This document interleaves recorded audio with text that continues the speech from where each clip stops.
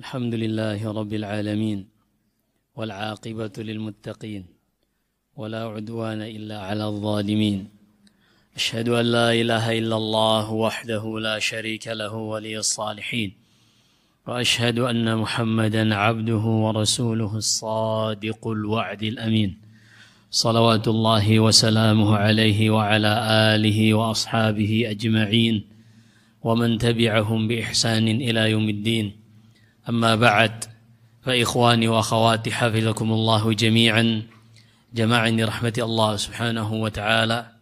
Tidak terasa dari pembahasan kitab Al-Bidayah wan Nihayah yang ditulis oleh Al-Hafiz Al-Kabir Ibnu Katsir rahimahullahu taala, salah seorang ulama besar dari madhab Syafi'i, yang beliau menyusun kitab ini dari sejak pertama kali Allah Subhanahu wa taala menciptakan alam semesta, berlanjut bagaimana proses penciptaan langit, kemudian bumi, atau sebelumnya bumi terlebih dahulu dalam 4 hari, kemudian langit dalam 2 hari, lalu Allah menciptakan malaikat, jin, kemudian manusia. Lalu Ibnu Katsir menyebutkan banyak kisah tentang peristiwa yang terjadi pada sejarah perjalanan keturunan Nabi Adam. Dan pada hari ini, di malam hari ini, insyaallah ta'ala kita akan membahas Nabi terakhir dari Bani Israel, penutup Nabi dari Bani Israel, yang mana salah satu tujuan diutusnya Nabi ini adalah untuk memberikan kabar gembira bagi Bani Israel akan diutusnya penutup para Nabi secara umum. Dan itulah Nabi kita Muhammad sallallahu alaihi wasallam. Setelah sebelumnya kita membahas tentang Maryam alaihissalam, yang mana seorang wanita yang suci, yang senantiasa menghabiskan hidupnya berkhidmat untuk Baitul Maqdis, sebagaimana ibunya Hanna bintu Faqud, yang merupakan istri dari Imran yang Allah sebutkan dalam surat Alu Imran, yang telah bernazar ketika Allah anugerahkan di dalam rahimnya seorang anak ini. Ia bernazar, Rabbi inni nazartu laka ma fi batni muharraran fataqabbal minni. Ya Allah, aku bernazar kepadamu dikarenakan engkau telah menganugerahkan anak untukku. Aku bernazar untuk anak ini akan difokuskan semata-mata berkhidmat untuk Baitul Maqdis, beribadah di Baitul Maqdis, yaitu Al-Masjidul Aqsa yang saat ini kita ketahui. Hingga terjadilah apa yang terjadi ketika Allah mengutus malaikat Jibril dengan membawa ruh yang Allah ciptakan dari kalimat kun. Bukan kalimat kun. Ruh yang Allah ciptakan dari kalimat kun, bukan kalimat kun. Ini akan fatal konsekuensinya jika seorang mengatakan Isa itu kalimat kun dan kalimat Allah adalah sifat Allah, maka ini adalah aqidah Nasara, yang mereka meyakini Allah adalah Nabi Isa dan Nabi Isa adalah Allah. Maksudnya Isa adalah Yesus dan Yesus adalah Allah. Kenapa? Karena mereka meyakini bahwasanya Isa itu adalah kalimat kun, sementara kalimat Allah, kalamullah, adalah bagian dari Allah, sifat Allah, dan segala sesuatu yang merupakan sifat Allah bukan makhluk. Baik, fa'ala kulli hal, datanglah Jibril alaihi salam kepada Maryam, lalu ditiupkan hingga akhirnya ruh yang ditiupkan ini masuk ke dalam rahim Maryam.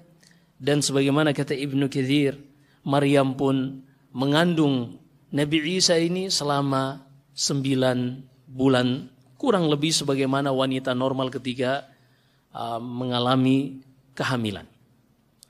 Fa'aja ahal makhad, ketika ia mulai merasakan detik-detik, mulai ada kontraksi bahwasanya bayi ini akan lahir, dia pun berusaha sebenarnya ingin menjauh dari Bani Israel. Karena Bani Israel tidak mungkin mempercayai alasan yang disebutkan oleh Maryam. Karena di benak manusia, yang mana pada saat itu yang paling fenomenal adalah ilmu kedokteran. Pada saat itu yang paling fenomenal adalah ilmu kedokteran. Sebagaimana pada zaman Nabi Musa yang paling fenomenal adalah ilmu sihir.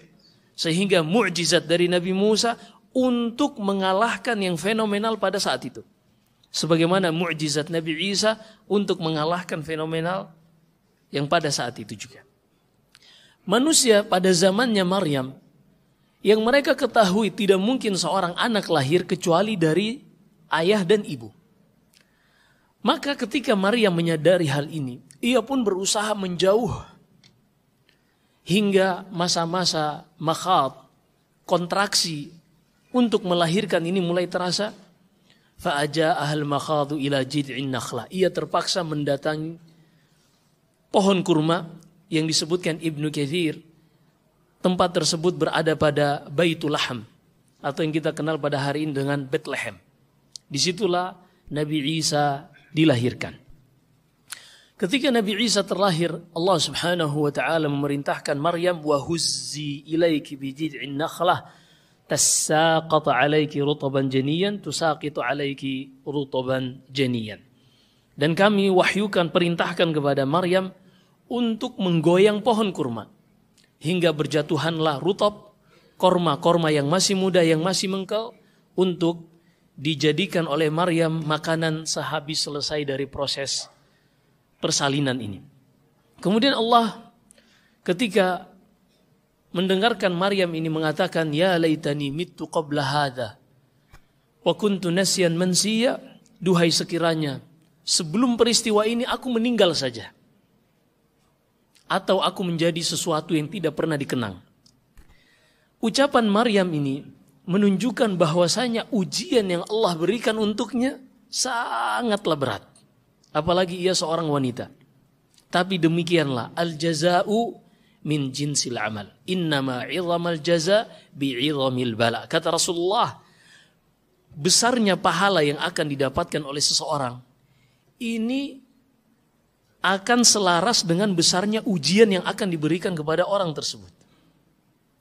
Ketika Allah Subhanahu wa taala ingin mengangkat derajat Maryam yang untuk dikenang oleh manusia bahkan sampai hari kiamat kelak, namanya disebutkan di beberapa tempat dalam Al-Quran dan itu kekal, ia pun harus menghadapi konsekuensinya, yaitu bersabar terhadap ujian ini.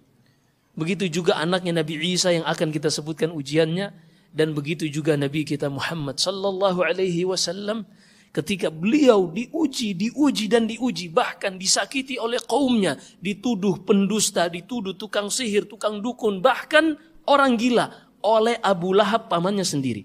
Abu Lahab ibni Abdul Muttalib, nama aslinya Abdus Syams ibni Abdul Muttalib ibni Hashim, paman dari Rasulullah, yang seharusnya melindunginya justru menuduhnya yang tidak-tidak.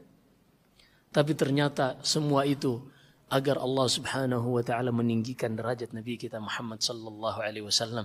Lalu ketika kita berdoa di dalam salat kita, baik itu ketika sujud atau sebelum salam dari tasyahud akhir, atau di tengah malam, atau antara adzan dan iqamah, ketika kita berdoa, atau misalnya sebelum maghrib, setelah asar di hari Jumat, atau seorang ketika menjelang ingin berbuka atau akan berbuka, ketika dia berdoa, ya Allah ampunkanlah dosa-dosaku, ya Allah mudahkanlah urusanku, angkatlah derajatku, masukkanlah aku ke surgamu yang paling tinggi, di surga yang bernama Firdaus. Tapi ketika kita diuji oleh Allah, kita pun mengatakan, ya Allah apalagi ini ya Allah. Lah bukankah kita ketika berdoa ingin doa kita dikabulkan? Kita ingin diampuni dosa-dosanya, ada konsekuensinya.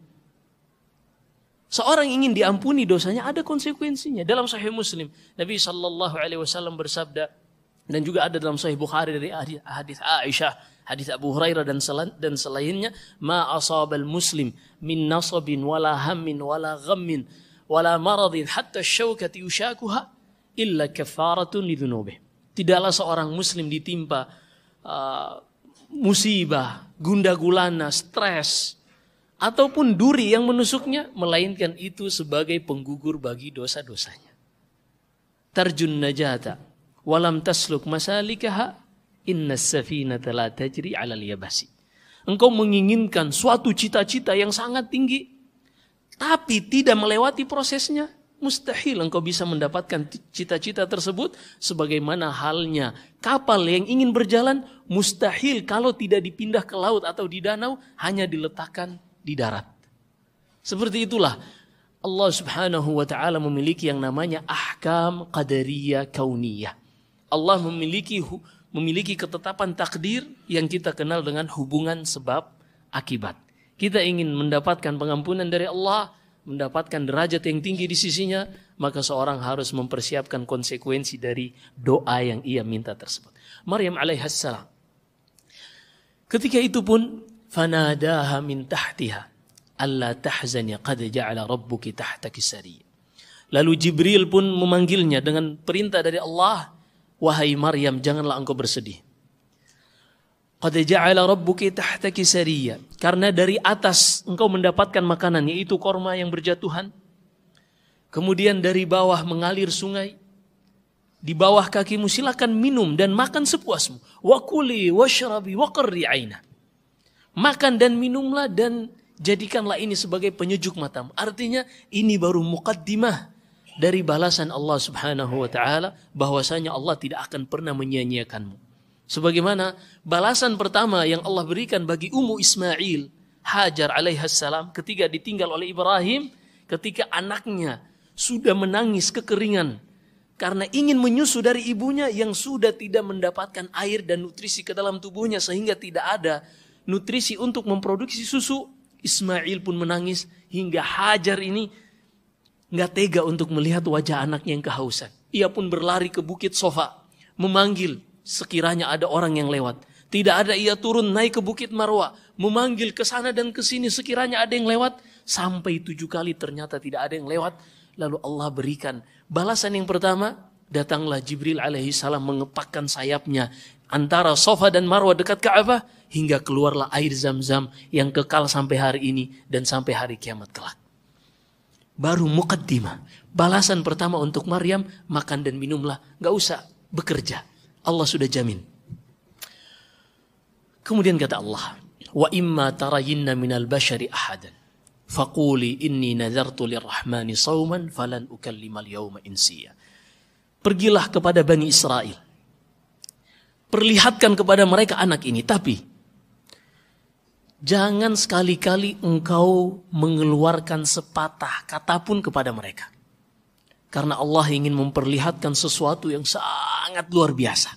Maryam sendiri pun tidak pernah terpikirkan bahwasanya peristiwa itu akan terjadi.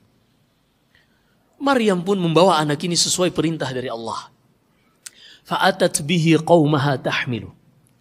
Datanglah Maryam yang membawa anak yang baru saja dilahirkan ini kepada Bani Israel. Bani Israel ketika itu yang dimaksud adalah orang-orang Yahud. Dan Yahud ini pembunuh para nabi. Kita sudah sebutkan bahwasanya mereka membunuh Nabi Sya'ya, membunuh Nabi, juga membunuh Nabi Yeremia, Irmia dan seterusnya. Bahkan disebutkan juga membunuh Zakaria, ada khilaf di kalangan para ulama, dan juga Nabi Yahya dibunuh oleh orang-orang Yahud pada kisah yang telah kita sebutkan. Datanglah Maryam alaihissalam membawa anak kecil ini, bayi yang baru lahir. Lalu mereka pun mengatakan, ya ukhta Harun, ya Maryam laqad ji'ti syai'an fariya. Wahai Maryam, sungguh engkau telah melakukan perbuatan yang sangat keji, tidak pantas bagi seorang sepertimu. Kenapa? Ya ukhta Harun, ma kana abuki imra'asaw wa ma kanat ummuki baghiya. Setahu kami, engkau ini adalah seperti Harun di dalam beribadah kepada Allah. Harun ketika itu disebutkan salah seorang dari Bani Israel yang sangat taat dan mendedikasikan hidupnya semuanya untuk berkhidmat, beribadah di Baitul Maqdis. Yang ibadahnya kurang lebih seperti Maryam. Sehingga pun mereka mengatakan, wahai seorang yang kami anggap begitu hebat ibadahnya seperti Harun. Maka na abuki imra'asaw. Ayahmu Imran adalah imam kami. panutan kami. Wa ma kanat ummuki baghiyah, dan ibumu seorang wanita yang terhormat, wanita yang baik-baik, bukan seorang pelacur. Kok bisa-bisanya engkau melakukan perbuatan sekeji ini? Ini ucapan Bani Israel. Apa kata Maryam menjawab hal ini? Ia sedang tertuduh sekarang dengan bukti yang menguatkan ucapan Bani Israel. Karena menurut logika manusia tidak mungkin seorang memiliki anak, melahirkan anak tanpa ada laki-laki yang membuahinya. Tapi Allah sudah memerintahkan kepada Maryam untuk tidak mengeluarkan sepatah kata pun kepada siapa saja. Apa yang ia lakukan? Fa'asyarat ilaih. Maryam pun mengatakan, silakan tanya sendiri kepada anak ini. Bani Israel yang dikatakan oleh Maryam untuk bertanya kepada anak ini, mereka menganggap Maryam mengolok-olok kami. Dia udah terjatuh ke dalam kesalahan, sekarang ingin menghina kami, menanyakan kepada anak kecil yang baru lahir, yang secara medis tidak mungkin bisa berbicara.